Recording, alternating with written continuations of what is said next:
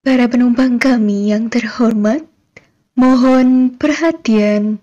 Selamat datang dalam pesawat Isma Farsi dengan tujuan kawasan wilayah Batara, Jatim. Kami mohon Anda untuk tetap duduk sampai lampu tanda kenakan sabuk pengaman dipadamkan dan pesawat berhenti dengan sempurna pada tempatnya. Saat ini Anda bersama dengan Baswara.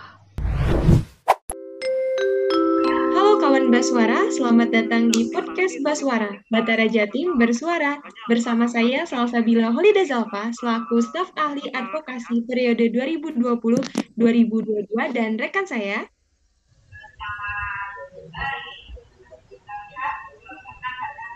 Ya, dan dengan aku, Sela Arisa Rosalin, selaku staf ahli kajian strategi dan advokasi. Nah, hari ini kita kedatangan tamu spesial yang akan membahas mengenai pelayanan kefarmasian di apotik pada era COVID-19. Sudah hadir bersama kami Bapak Apoteker Dr. Andes Suhartono, Magister Farmasi. Beliau adalah salah satu apoteker yang ada pada Apoteker Bromo, Probolinggo dari tahun 2004 hingga sekarang, dan beliau juga menjadi staf pengajar profesi apoteker di Universitas Brawijaya dari tahun 2017 hingga sekarang. Beliau juga aktif dalam organisasi tentunya, yaitu beliau sebagai Ketua Hisfarma Jatim tahun 2015 hingga sekarang. Selamat pagi Pak, bagaimana kabarnya? Selamat pagi, alhamdulillah baik, Mbak Sela. Selamat pagi, Mbak Sabila. Selamat pagi Bapak. Bagaimana Pak kabarnya? Alhamdulillah luar biasa. Ini senang saya juga bisa tatap muka ya, walaupun lewat virtual dengan adik-adik Batara ya, Batara Jatim. Ya, jadi benar. Ini Isma Farsi wilayah benar. Bali, Jawa Timur, dan Nusa Tenggara. Batara Jatim, Bapak. Ya, benar. Nah, Bapak, mengenai tema kita hari ini yang bertemakan pelayanan kefarmasian di apotek pada era COVID-19 ini, saya ingin bertanya, Pak, sebenarnya bagaimana sih, Pak, peran apoteker di apotek, terutama pada era COVID-19 ini, Pak? Iya, jadi kita tahu pandemi COVID ini kan bukan hanya di Indonesia ya, seluruh dunia. Ya, dan itu sudah terjadi mulai bulan Maret 2020. Nah, tentunya kita sebagai garda terdepan dalam melakukan pelayanan kefarmasian, yaitu apoteker punya peran yang sangat vital ya, karena apoteker harus memastikan apotek juga harus tetap buka ya. Juga Presiden juga menyarankan bahwa apotek harus tetap buka melayani COVID selama pandemi COVID-19. Nah, ya, jadi kita perannya juga luar biasa ini ya. Jadi di samping harus buka, tapi harus dipastikan SDM karyawan juga harus sehat ya, terhindar dari pandemi COVID ya, karena juga apapun yang terjadi juga ini risikonya juga luar biasa karena banyak korban, ya banyak nakes yang meninggal dan lain-lain. Makanya karena apotek itu juga termasuk kelompok yang paling berisiko ya, apotekernya maupun stafnya itu, makanya kita juga harus hati-hati. Kita buat SOP bagaimana supaya dampak dari COVID-19 itu tidak terjadi pada teman-teman apoteker maupun karyawan ya, atau tidak terjadi kluster baru di apotek ya.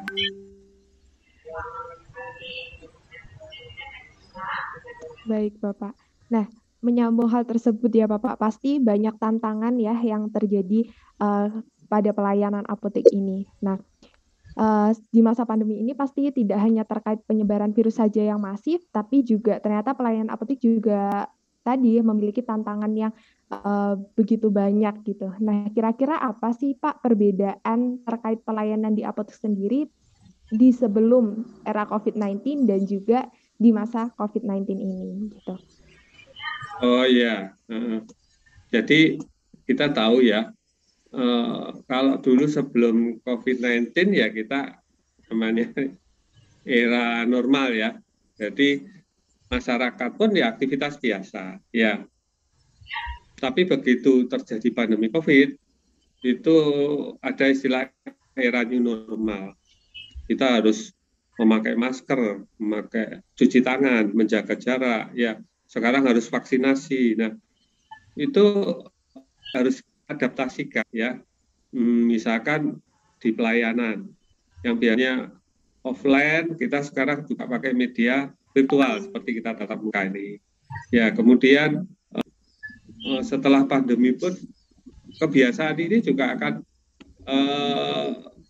terbiasa ya, terbiasa melakukan pola hidup bersih dan sehat, ya memakai masker. Jadi kalau dulu kita ngobrol dengan teman biasa tanpa masker, sekarang sepertinya harus hati-hati karena dalam pandemi COVID ini ya kita harus protokol kesehatan itu juga harus kita jalani ya.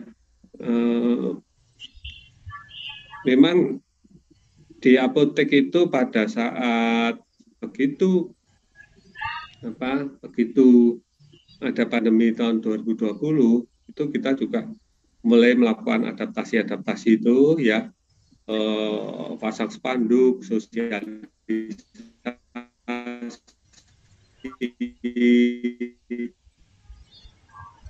ya juga di masker, membuat pendekatan ya.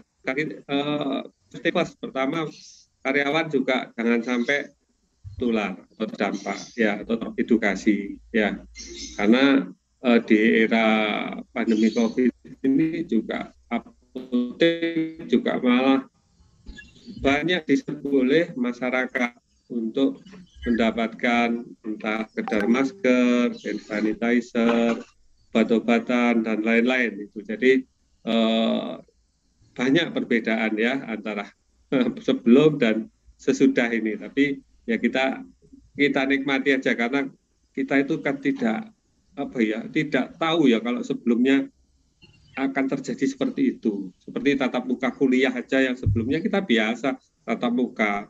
Padahal waktu itu perguruan tinggi sudah menyarankan, oh nanti kita harus pakai daring ya, gini-gini. Tapi waktu itu kita masih pengen tatap muka aja. Tapi begitu dipaksa harus luring, ya terpaksa. Akhirnya kita pakai media Zoom, pakai media Google Meet dan lain-lain. Ya. Baik, Pak. Nah, menyambung dari pertanyaan tadi, sebenarnya apakah saat pandemi seperti ini para apoteker itu mengedukasi setiap konsumennya tanpa melihat konsumen tersebut dinyatakan positif atau tidak? Karena kan seperti yang kita tahu mungkin ya banyak sekali pasien atau konsumen yang datang ke apotek, tapi kita sendiri sebenarnya tidak tahu apakah pasien tersebut mungkin saja sudah terpapar atau tidak. Sehingga kemudian dari apotekernya sendiri apakah mengedukasi setiap konsumen yang datang ke apotek seperti itu, Pak? Oh iya, jadi gini, ini juga ada pengalaman saat ada pasien itu datang, dia pakai masker ya, tapi ternyata dia positif. Nah itu, nah ini mengagetkan juga ini. Makanya sosialisasi di depan apotek sudah tulisan besar, masuk apotek wajib pakai masker. Itu tulisannya besar. Karena kalau enggak hanya tulisan poster kecil-kecil itu, mereka tanpa masker itu biasa. Merasa saya sudah vaksin, saya masih muda, masih kuat, apa itulah itu. Jadi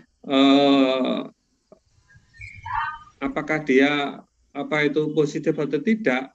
Jadi kita proteksi karyawan pakai APD, yang masuk itu juga harus pakai masker, ya. Kita siapkan cuci tangan, ya.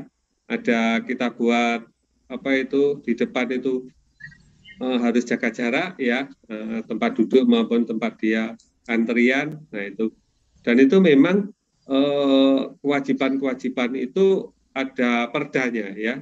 Perda dari provinsi juga itu mewajibkan pelaku usaha, ya, atau pengelola atau penyelenggara atau penanggung jawab tempat dan fasilitas umum itu harus wajib menerapkan protokol kesehatan, ya, karena untuk menghindari terjadinya penularan dan penyebaran itu, ya. Dan kita sosialisasi edukasi itu sudah terbiasa, ya, baik melakukan melalui media, ya, kita buat informasi apa itu spanduk, banner, leaflet, ya, atau woro-woro, ya, woro-woro seperti di mall itu.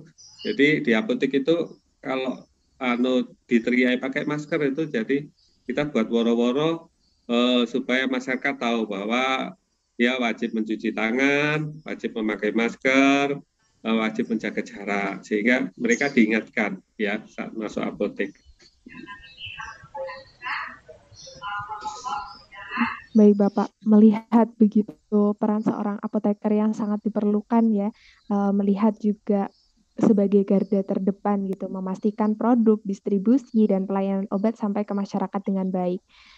Nah, sedikit menarik nih Pak untuk dibahas gitu. Kira-kira bagaimana sih, langkah apa sih yang diambil ketika konsumen datang ke apotek itu terindikasi positif COVID-19? Nah, apakah ada tindakan khusus gitu yang harus dilakukan, atau mungkin upaya-upaya untuk upaya-upaya terhadap penanganan pasien ini? Seperti itu Bapak. Ya. Ya, jadi kemarin itu saat ternyata mereka positif, ya, positif itu harus dipastikan PCR-nya bagaimana, ya. Apakah dia sudah periksa? Kalau dia belum periksa, oh saya masih gejala, itu dicurigai, ya. Itu sudah positif itu dia sudah periksa lab, dipastikan positif, dan di apotek itu waktu itu dia minta bawa resep, ya. Kebetulan dia juga pakai masker, ya. Waktu itu saya yang melayani. Waktu itu ada oseltamivir sama azitromisin. Nah, pada saat saya layani, siapa yang sakit? Saya sendiri. Waduh. Jadi saya juga kaget. Wah, akhirnya saya suruh agak menjauh, ya. Tapi juga akhirnya karena kita juga khawatir, kita suruh menunggu di luar, ya. Dan kita sarankan sebenarnya tidak perlu dia yang datang ke apotek, itu harusnya saudaranya, ya. Karena risiko terpapar, ya, atau karena kontak erat atau sentuhan dan lain-lain itu juga memungkinkan terjadi penularan, ya.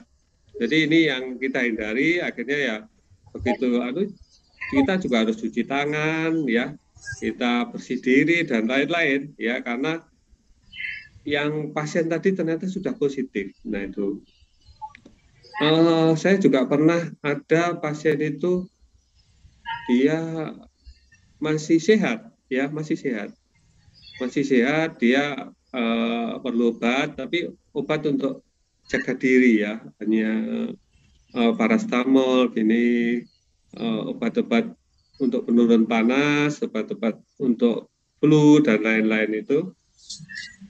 Tapi ternyata 5 hari setelah di apotek itu saya dengar ternyata mereka masuk rumah sakit, satu keluarga masuk rumah sakit.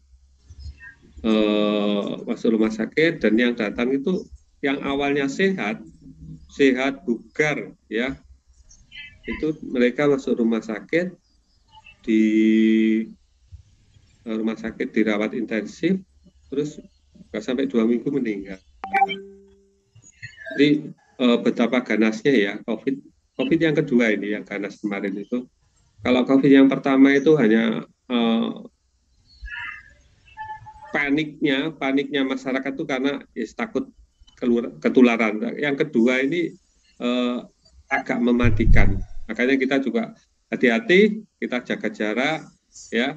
Kalau ada seperti pasien itu tadi, ya sudah. Kalau bisa dia harus di luar, jangan sampai di dalam. Apalagi kalau ruang apotek tidak memungkinkan, misalkan sirkulasi udaranya nggak bagus, hanya tertutup rapat, pakai AC, wah itu berisiko, ya. Jadi kita kalau mengisolasi dia ke dalam satu ruangan nggak memungkinkan. Ya, jadi dia nunggu di luar, nanti begitu ya kita serahkan, tapi kita setelah itu wajib cuci tangan, bersih diri dan lain-lain. Baik, Pak. Nah, kemudian bagaimana Pak peran dari apoteker sendiri untuk menangani pasien yang sedang menjalani isolasi mandiri? Apakah mungkin setiap apotek ini bekerja sama dengan pihak tertentu agar setiap apoteker itu menjadi konsultan seperti itu Pak bagi para pasien mandiri, isolasi mandiri? Karena saya memiliki kasus seperti itu, teman saya positif, kemudian dia menjalani isolasi mandiri tapi jauh dari orang tua, sehingga kebingungan ketika untuk suplai makanan, suplai obat, dan konsultasi seperti itu. Jadi apakah dari apoteknya sendiri, apakah ada bekerja sama seperti itu Pak dengan pihak tertentu untuk para pasien isolasi mandiri?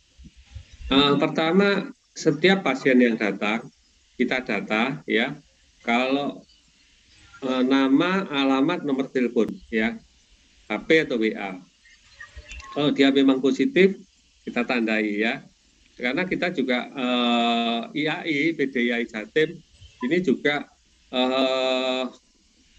melakukan koordinasi ya, membuat tim untuk penanganan pasien isoman. Karena pasien isoman itu isolasi mandiri itu juga mereka ternyata banyak kendala-kendala, entah ya untuk mendapatkan obat, ya kita mendapat penanganan yang baik. Nah ini perlu penanganan khusus ini. Jadi kita apoteker, kalau saya di apotek, saya kerjasama dengan masyarakat yang satgas COVID-nya ya. Dalam satu masyarakat itu ada perumahan misalkan ya. Perumahan saya tanya, di situ bagaimana penanganan COVID-nya? Oh, kita punya tim Pak. Nah, kita ya sudah, kalau ada apa-apa bisa hubungi saya. Jadi kita kontak ya, koordinasi, karena sebenarnya koordinasi apoteker dengan pasien isoman itu harus nggak bisa kalau apoteker sendiri ya, karena pasien isoman itu dia tidak bisa apa-apa, dia tidak boleh keluar, dia tidak boleh beraktivitas, sehingga dia harus dibantu. Nah, makanya masyarakat di sekitar itu, jadi masyarakat itu kalau untuk keperluan makan itu disuplai ya oleh RT setempat, itu disuplai, perkembangan terkini juga diinformasikan ya. Nah, nanti kalau dia butuh koordinasi dengan puskesmas atau dengan dokter, itu sifatnya konsultan ya dokternya, atau dengan apoteker di apotek ya sifatnya konsultan. Jadi seperti itu. Pengalaman ya, ada teman saya sendiri, kita hubungi, itu memang juga nggak efektif karena mereka kondisi isoman. Jadi awalnya bisa kontak, tapi dalam perkembangannya mereka sudah tidak sempat ya, karena kita juga nggak bisa mengganggu ya, karena apakah mereka istirahat dan lain-lain. Jadi pada saat dia isoman, kalau mereka isoman itu levelnya kan macam-macam ya. Kalau levelnya masih ringan atau sedang, ya ringan atau tanpa gejala, itu isolasi mandiri ya. Tapi kalau levelnya dia sedang atau berat, ya nggak bisa isoman, dia harus dibawa ke dirujuk ya di rumah sakit atau rumah sakit lapangan atau klinik atau puskesmas, karena ini perlu pemantauan ya, pemantauan khusus. Jadi nggak bisa mereka dibiarkan isolasi di rumah kondisinya sudah sedang atau berat. ya, karena protapnya seperti itu. Ya, jadi kalau masih batuk pilek ringan ya, walaupun dia positif, dia masih tidak ada gejala, itu bisa di rumah. Sekarang malah isolasi mandiri, kalau tidak di rumah nggak memungkinkan, harus isolasi oleh pemerintah, namanya isoter, isolasi terpadu. Dan itu hampir setiap kabupaten kota sudah punya ya sekarang itu. Isolasi mandiri intinya perlu pemantauan kondisi pasien, bagaimana suplai obatnya, bagaimana kalau kita ya KI obatnya, ya bagaimana penyerahan obatnya ya kalau dia di rumah. Tapi kita harus koordinasi dengan tim satgasnya di keluarganya atau RT atau RW setempat. Ya kira-kira seperti itu. Baik Bapak, itu terkait bagaimana kalau misalkan ada yang positif gitu ya Pak, dan terkait isolasi mandiri. Nah, melihat semakin meningkatnya angka positif COVID-19 di berbagai daerah di Indonesia, yang beberapa waktu lalu juga mengantarkan Indonesia masuk ke ranking teratas dunia ya Pak untuk kasus COVID-19-nya. Nah, ternyata akhir-akhir ini juga menciptakan sebuah tren atau fenomena baru. Mungkin kalau tidak asing, itu namanya adalah panic buying atau membeli obat-obatan sebagai persediaan untuk COVID-19 seperti itu. Nah, bagaimana tanggapan Bapak terkait panic buying yang berada di tengah masyarakat, terutama di era pandemi seperti ini? Ya, sebenarnya panic buying itu sudah lama ya. Cuman panic buying-nya tahapannya berbeda. Kalau pada saat pada saat dulu 2020 awal itu masyarakat itu sampai menyerbu mal-mal, takut kalau terjadi lockdown beneran seperti di luar negeri, karena sembako, makanan mereka borong semua ya, keperluan sehari-hari diborong, jadi mal itu meledak ya.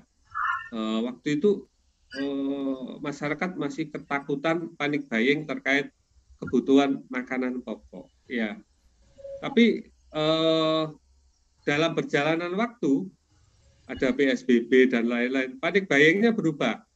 Panic buying mengejar karena masker itu susah didapat, dan sanitizer langka ya.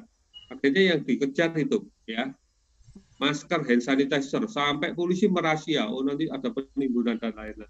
Itu tahun 2020 bulan Maret sampai Mei ya.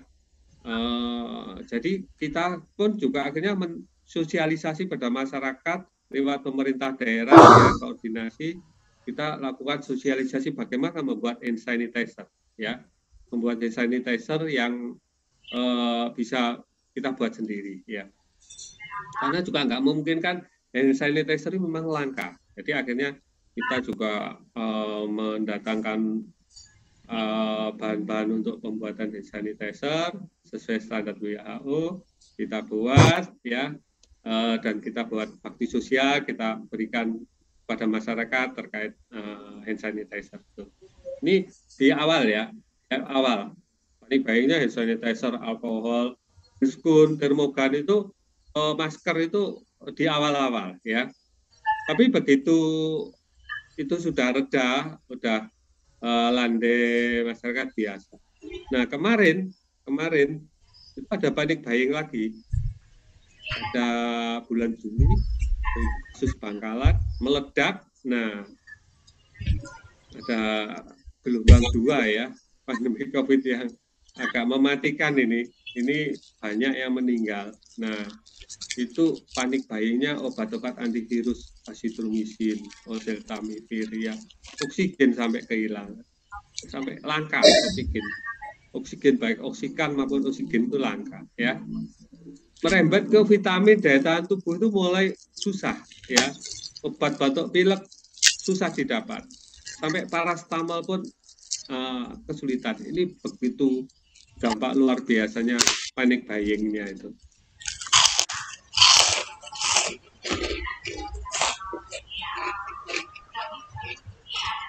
Baik Pak.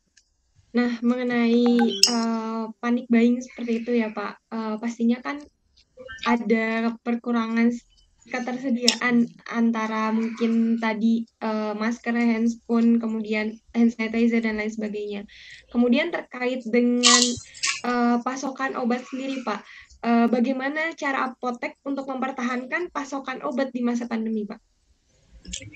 Oh iya, ini harus ada kiat khusus ya, makanya apoteker di apotek itu nggak bisa dia nyambi aktivitas tempat lain. Kalau full di apotek, praktek juga di apotek. Karena pada saat seperti pandemi COVID ini, kalau kita tidak tidak aktif, tidak proaktif, ya apotek kita nggak dapat apa-apa, kalah dengan yang lain. Jadi pada saat kondisi panic buying ini, ya kita bagaimana cara mendapatkan ya? Pertama kita harus menghubungi PBF ya, PBF mitra-mitra medika representatifnya atau salesnya ya, supaya kita dapat obatnya ya. Karena juga berebut itu, karena PBF-nya sendiri juga kesulitan, ya sering kekosongan ya, apalagi terjadi penyekatan dan lain-lain, sehingga ruang geraknya terbatas. Banyak karyawan isoman, ada yang sakit, ada yang meninggal, suplai perbekalan farmasi ikut terganggu. Ya, permintaan dan ketersediaan itu tidak imbang.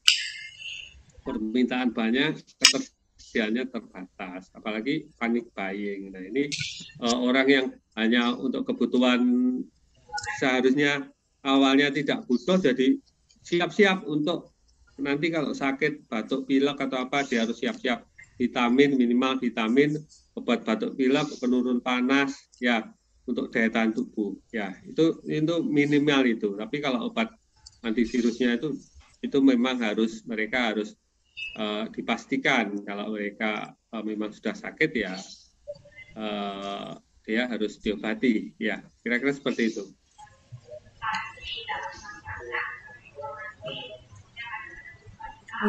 Bapak, jadi kalau untuk persediaan obat sendiri nih di apotek gitu ya, apa benar beberapa waktu yang lalu terjadi kekosongan untuk obat-obat yang memang dirujukan untuk pasien COVID-19?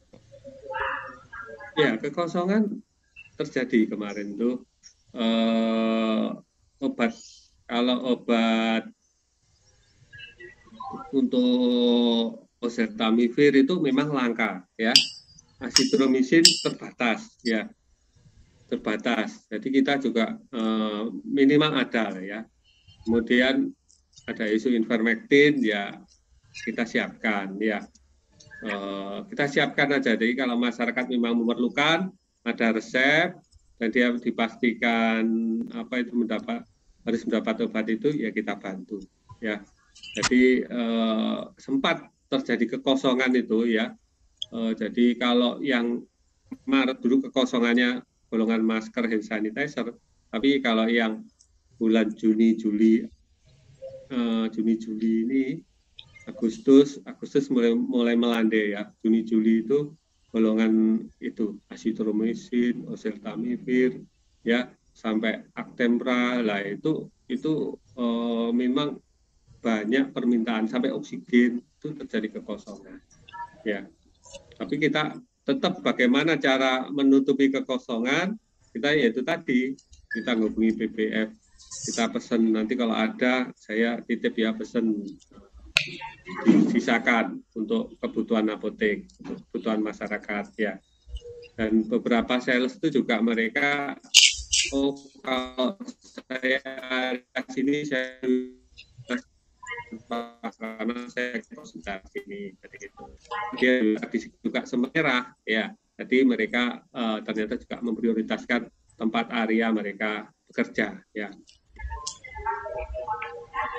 Baik Pak, menyambung dari pertanyaan sebelumnya mengenai kekosongan obat di apotek, bagaimana Pak hal tersebut dapat terjadi?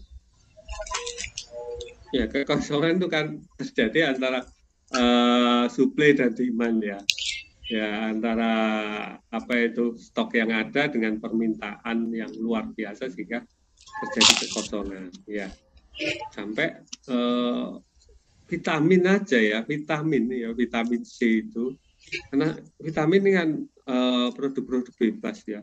Nah, ini juga kosong ya kalau kita jauh hari sistem kita tidak memungkinkan melakukan perencanaan dengan baik, ya kita nggak dapat apa-apa. Tapi kalau kita bisa membuat perencanaan antisipasi sebelumnya, jadi untuk obat-obat, vitamin, keperluan untuk kebutuhan masyarakat terkait pandemi ini, ya kita harus antisipasi sebelumnya. Ya, jangan sampai terjadi kekosongan.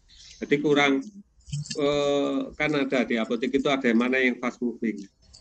Jadi untuk kebutuhan ini tinggal separuh atau apa sudah berusaha cari ya.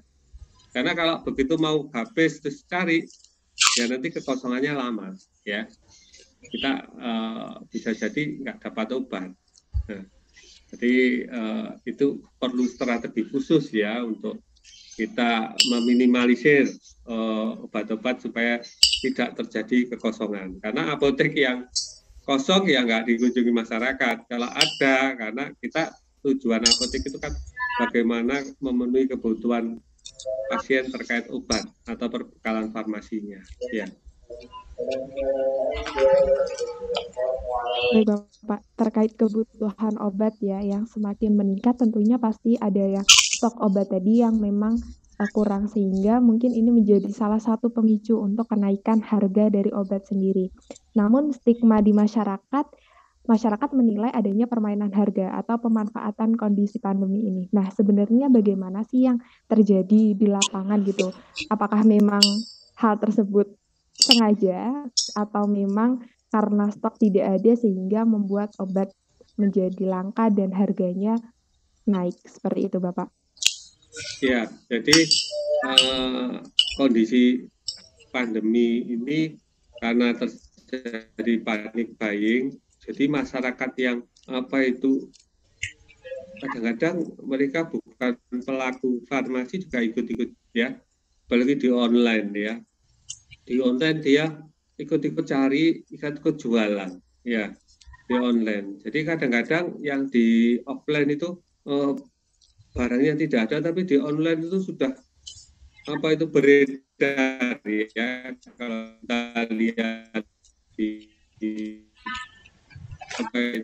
Tokopedia itu kelihatan ya, di sana sudah stoknya. Nah, harganya juga melambung ya di sana. Di sana melambung harganya. Nah, karena antara permintaan dan ketersediaan itu tidak imbang ya.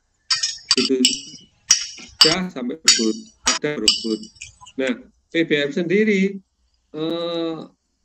carinya dia berebut dengan PBF lain ya. Kalaupun dapat dia harus membayar cash. Nah, ini awalnya dari sini. Mereka harus dapat bayar cash. Sehingga PBF pun mendistribusikan ke apotek. Apotek itu juga ditawari. Kalau apotek mau juga harus harga cash karena saya dapatnya cash. Jadi kita bayar dulu baru dikirim. Nah, kondisinya seperti itu. Jadi terkait obat-obat vitamin aja, obat batuk pilek itu juga kita juga kalau pengen dapat kita harus bayar dulu ya. Dan kadang-kadang kalau kita tidak waspada, ternyata dari PBF harganya sudah naik ya. Tapi kalau kita waspada, kalau dia naik dengan sebelumnya, kalau kita selama masih punya stok buffer ya nggak usah beli, ya nggak usah pesan, karena nanti risikonya juga ke konsumen ya. Sehingga ya kita tetap bisa memberikan harga wajar. Cuman kalau yang harga-harga tidak terkendali itu yang di online itu. Dulu vitamin itu yang biasanya harganya cuma 30, 45 bisa berapa? Bisa 60, bisa 80 gitu. Kelihatan pada saat titik puncaknya ya. Seperti oksikan ya, itu oksikan itu yang biasanya di apotek itu didapat paling 45-50 bisa sampai 125 ya. Kadang-kadang dari PBF-nya sendiri kita pesan produk-produk itu kadang-kadang juga bisa ada tapi digandengkan ya. dengan produk lain ini menyebabkan juga bisa cost-nya agak tinggi. Ya, misalkan kalau oksigen harus nambah sama masker, kalau flu harus nambah sama obat lain. Nah ini, jadi akhirnya kita juga harus, kalau memang terpaksa ya kita beli, kalau tidak ya tidak kita lakukan. Jadi kondisinya seperti itu. Jadi makanya kita juga harus bisa bisa menyikapi, juga bisa melakukan antisipasi. Ya kalau memang yang penawaran dari BBF kalau dirasa memberatkan, ya jangan ikut-ikut kita mendapatkan ya. Oksigen regulator itu sampai tinggi kemarin ya, tapi sekarang sudah mulai landai lagi, kalau sudah mulai landai harganya turun sendiri ya. Termogan dulu sempat 2.500.000 ya, sekitar bulan Mei Juni 2020, kemudian turun sampai cuma 160.000, 100.000 itu sudah dapat ya, 130. Sekarang termogan relatif stabil ya, regulatornya, tabungnya ya, karena begitu banyaknya masyarakat membutuhkan sehingga itu ikut ketersediaan terbatas, ikut harganya ikut naik.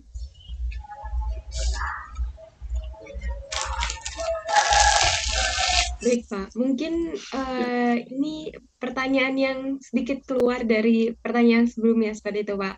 Ya. Nah, mungkin bolehkah kami meminta tanggapan Bapak gitu terkait dengan penjualan obat bebas terbatas yang dijual di minimarket seperti itu Pak. Kemudian juga ada juga obat-obatan yang dijual secara bebas di platform online seperti itu tanpa resmi seperti itu mungkin ya Pak, kalau bisa dibilang seperti itu. Bagaimanakah mungkin tanggapan dari Bapak sendiri terkait dengan hal tersebut? Satu, terkait platform online itu kan sudah ranahnya kotor ya. Pemerintah tentunya juga punya perangkat-perangkat bagaimana atau membuat blokir dan lain-lain ya, supaya itu tidak terjadi ya. Karena teknologi pemerintah juga bisa sebenarnya punya tim-tim itu ya. Kedua, kalau terkait seperti di minimarket ya, dia penjualan obat bebas terbatas. Nah ini yang perlu kita pertanyakan ya. Kalau obat bebas terbatas itu sebenarnya kan kelompok obat keras ya, obat keras. Jadi seharusnya demi keamanan masyarakat ya,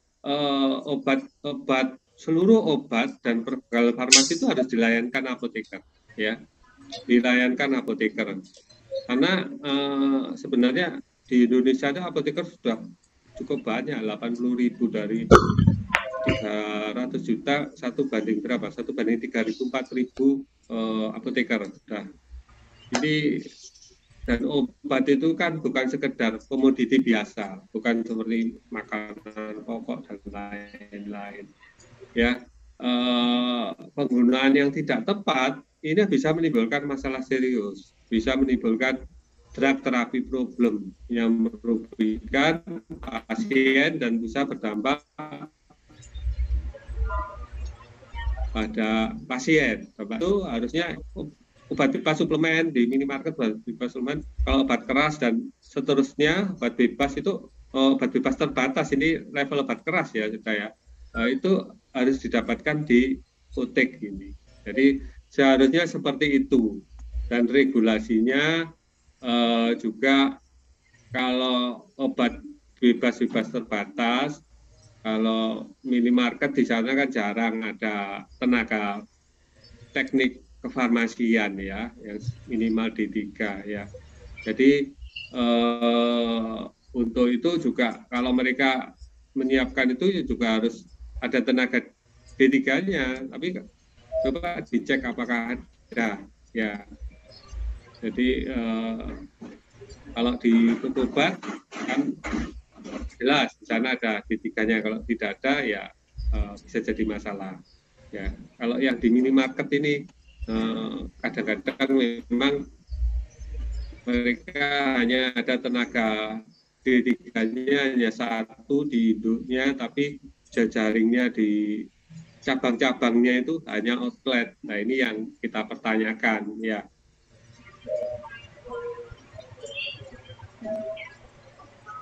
Oke, Bapak, mungkin ini adalah pertanyaan terakhir ya sebelum diusaikan podcast pada kesempatan kali ini. Nah, kiranya Bapak setuju apabila di masa pandemi ini obat-obat COVID-19 bisa dibeli tanpa resep dokter. Bagaimana pendapat Bapak terkait hal tersebut? Yang mana? Obat yang mana? Yang dibeli itu yang mana? Obat COVID-19 itu kan banyak. Jadi kalau tanya apa itu, obatnya itu kan mulai dari vitamin sampai obat-obat yang kelompok berat sakitnya. Nah, ini yang mana? Ya. Harus jelas pertanyaannya. Jadi misalkan ini Pak, baik.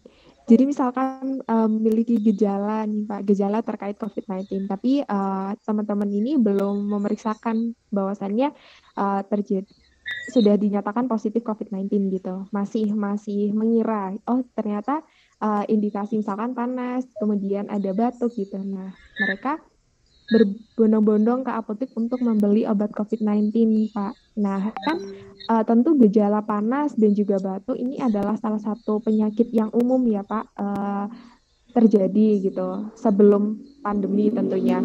Nah, kiranya kalau membeli tanpa resep dokter itu pandangan Bapak seperti apa? Ya, lah ya. Obatnya harus ada klasifikasi dulu ya. Sebenarnya apotek ini bukan tempat jual beli ya. Apotek ini tempat dilakukan praktek apoteker dalam pelayanan farmasian ya. Di situ bagaimana kita memenuhi kebutuhan pasien terkait obat. Jadi kalau misal pasien di situ beli, saya datang bawa obat, saya beli obat A. Nah, kita harus ada SOP-nya, ditanya siapa yang sakit, kapan sakit, ya gejalanya apa. Nah, kalau obat yang ditunjukkan itu ternyata tidak memenuhi kriteria untuk pasien itu ya tidak kita layankan ya. Beda dengan toko ya. Kalau toko itu saya beli obat A, saya beli barang A, ada langsung dilayani ya. Tapi apotek nggak seperti itu ya. Jadi kita sebagai apoteker atau calon apoteker juga harus paham itu ya. Kalau di apotek itu tempat praktek apoteker ya, dilakukan praktek pelayanan kefarmasian oleh apoteker. Nah, sehingga bukan tempat jual beli. Nah, ini yang perlu ditegaskan. Jadi kalau di tempat saya masyarakat datang bawa obat, ya kita tanya sakit apa, siapa yang sakit. Kalau nanti obat itu memang diperlukan, tapi atau memang harus dengan resep, ya disarankan ini obat ini pakai resep ya, ini harus pakai resep. Lalu kalau memang katakanlah mereka datang dengan gejala, kita lihat ya. Kalau COVID itu kan ada gejalanya. Kalau gejala tanpa gejala cukup pakai vitamin ya, obat-obat suportif ya, vitamin C, D, E itu. Kemudian atau kalau ada gejala flu, pilek, panas ya kita kasih untuk gejalanya itu ya, sambil dia disuruh istirahat di rumah. Kalau sakitnya itu berkelanjutan juga disarankan dia melakukan swab ya, karena bisa jadi itu bukan sakit biasa, ya jadi dia terpapar COVID-19 ya. Ini tanpa gejala atau ringan, tapi kalau dia sudah posisi sedang atau berat ya itu kita sarankan ke rumah sakit ya. Kalau dia sudah positif ya kita sarankan melapor ke puskesmas ya, karena dari puskesmas itu nanti dia akan dikasih obat. Ada pasien kemarin sudah tes swab positif, sebenarnya sistem itu mendeteksi tapi waktunya tidak saat itu, mungkin agak lambat atau mungkin tidak mendeteksi karena saking sibuknya ya petugasnya. Tapi kalau masyarakat yang sudah positif itu lapor sama puskesmas, nanti disiapkan ya obat-obat untuk kebutuhan masyarakat tersebut. Kalau pas ada, kalau pas habis ya masyarakat ini ya akhirnya beli sendiri ya. mendapatkan sendiri. Tapi kalau pas ada, kebetulan kemarin ada satu keluarga itu positif ya, itu lapor, terus sama puskesmas disuplai obatnya, terus dia istirahat, ya sudah, istirahat di rumah, isolasi mandiri. Tapi sekarang kalau yang lapor positif itu nggak bisa isolasi mandiri di rumah, kebanyakan dikhawatirkan di rumah tidak memungkinkan, dia harus isolasi terpadu. Jadi dia harus di ruang isolasi yang punya pemerintah ya, isolasi karena di sana bisa dimonitor perkembangannya dan lain-lain. Sebelum mengakhiri nih Pak, ada satu lagi nih. Mungkin sedikit pesan dari Bapak untuk pelayan kefarmasian di luar sana yang masih memanfaatkan kondisi pandemi ini untuk meningkatkan investasi diri. Kira-kira pesan Bapak untuk sejawat-sejawat di luar sana yang memang tidak melaksanakan perannya sesuai dengan kebijakan yang ada. Oh iya, jadi sebenarnya kita akan disumpah ya, apoteker itu disumpah. Kalau sudah disumpah, ya kita harus maknai dengan dalam apa itu sumpah yang sudah kita lakukan itu ya. Sebenarnya kalau kita praktek profesional itu luar biasa ya. Masyarakat akan betul-betul menikmati ya kita karena mereka kita manfaat kita betul-betul dirasakan oleh masyarakat ya. Dan kita juga terbuka ya. Kita terbuka. Kalau masyarakat datang, nomor HP, WA kita jangan kita simpan sendiri. Jadi kalau kita nggak bisa akses nomor pasien ya kita, oh silakan nanti ada apa-apa hubungi saya di sini ya. Kalau pas saya kebetulan tidak di apotek atau pas istirahat bisa menghubungi nanti. Jadi kalau ada masalah pasien itu nggak kesulitan dan alhamdulillah apalagi di masa pandemi ini masyarakat itu sebelum ke apotek ya dia akan datang ke telepon apotekernya nanti janjian ya atau sekedar konsultasi lewat WA nanti apa yang harus dilakukan. Nah itu. Jadi kita nikmati aja sebenarnya luar biasa apoteker itu apoteker di apotek itu betul-betul luar biasa. Hanya mereka yang tidak bisa memanfaatkan posisinya aja ya mereka yang tidak tahu ya. Kira-kira seperti itu. Kalau saya senang, saya menikmati dimanapun saya berada. Kalau saya dulu waktu di rumah sakit ya maksimal di sana di puskesmas dan kebetulan saya aktif di apotek ya saya nikmati setiap hari di apotek ketemu pasien ya memberikan edukasi kalau ada masalah ya kita memberikan solusi dan lain-lain kira-kira seperti itu. Baik Bapak, terima kasih Bapak sudah meluangkan waktunya seperti itu untuk datang ke podcast Baswara. Mungkin sebelum ditutup saya bacakan kesimpulannya terlebih dahulu.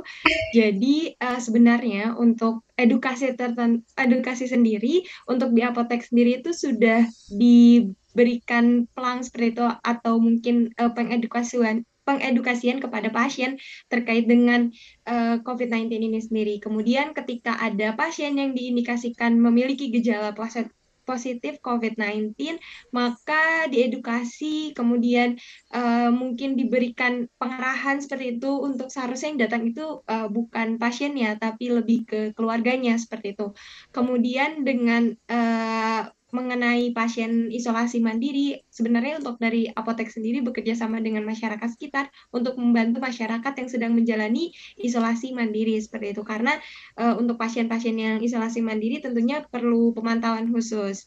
Nah, kemudian untuk pembatasan atau persediaan obat selama COVID-19 ini sebenarnya dari apotek sendiri sudah berusaha untuk menghubungi PBF dan meminta untuk adanya kebutuhan untuk apotek dan juga untuk masyarakat sendiri agar menurunkan angka positif COVID-19 kemudian seperti itu karena terjadinya perbedaan stok dan permintaan yang tidak seimbang sehingga menyebabkan persediaannya juga berkurang. Kemudian terakhir sebenarnya apotek itu bukan toko jual beli seperti itu. Kemudian ketika pasien datang dan ingin membeli obat, tentunya ada SOP tertentu seperti itu. Nah, untuk kawan Baswara, jangan lupa untuk follow Instagram @ismafarsi_batara_jatim dan nyalakan notifikasinya untuk mendapatkan informasi terbaru dari kami. Nah, sekian dari kami. Sampai jumpa di episode selanjutnya. Terima kasih sudah mengudara bersama kami, kawan Baswara. Terima kasih telah mengudara bersama kami. Sampai jumpa di lain kesempatan dengan Baswara selanjutnya.